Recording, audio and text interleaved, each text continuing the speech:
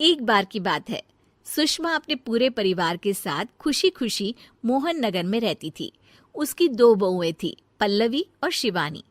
एक दिन दोनों बहुएं रसोई में काम कर रही होती है कि तभी उनकी सास सुषमा उन्हें बुलाती है।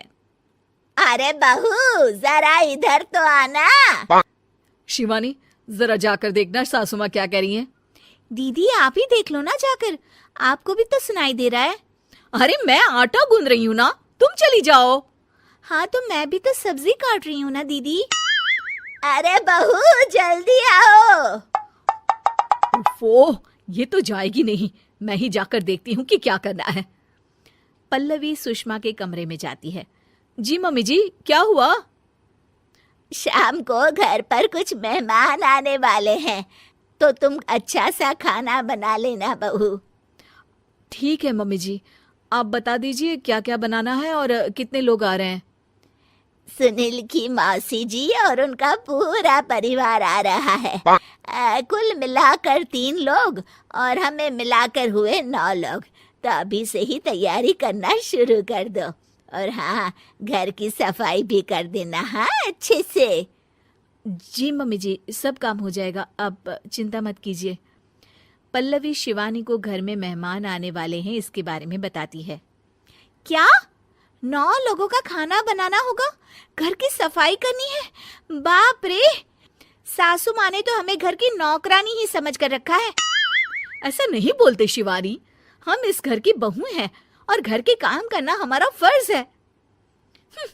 दीदी तो है ही सासू माँ की चमची, जब देखो सासू माँ सासू माँ। मैं तो इतना सारा काम नहीं करने वाली। शिवानी कपड़े लेकर गमला साफ कर रही होती है और चक्कर आने का नाटक करने लगती है। मेरा सर चकरा रहा है। तभी वहां पल्लवी और सासू माँ जाते हैं। अरे बहू, क्या हो गया तुम्हें? मम्मी जी, बहुत तेज सर में दर्द हो रहा है।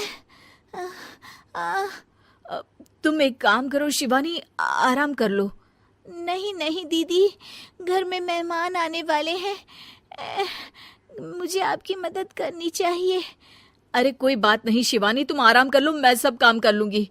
ठीक है दीदी, अगर आप इतना कह रही हैं तो आराम कर लेती हूँ। शिवानी आराम से अपने कमरे में मैगजीन पढ़ रही होती है।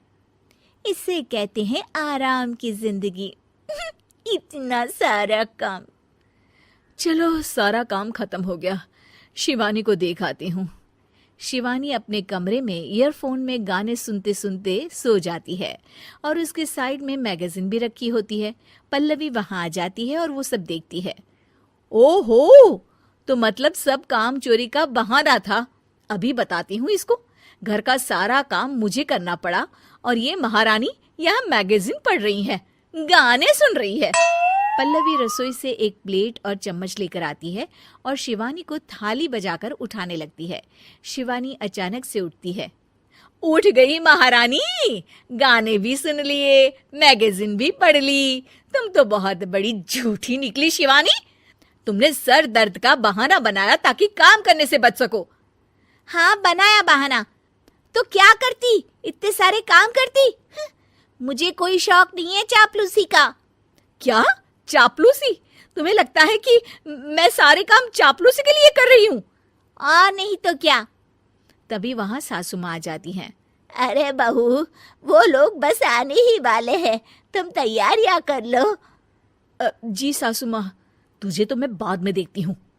सब खाना खाने बैठते हैं और खाना शुरू करते हैं। तभी सुनील की मौसी बोलती है।